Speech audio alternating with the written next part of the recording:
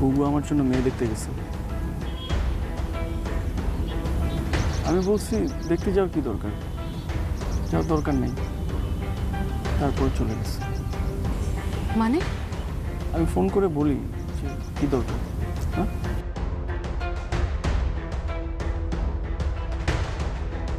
Hello, হ্যাঁ বুবু, তুমি কি চলে গেছো মেয়ে দেখতে?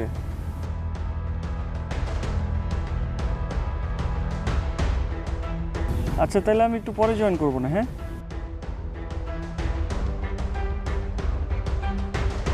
আরে কই যেতেছো, দাঁড়াও।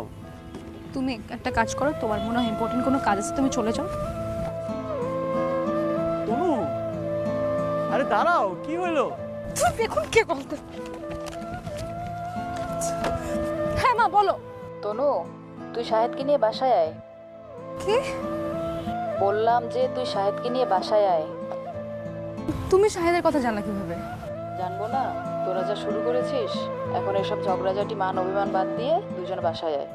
শাহেদের বড় বোন এখন আমার সামনে, দেরি করিস না, তাড়াতাড়ি আয়।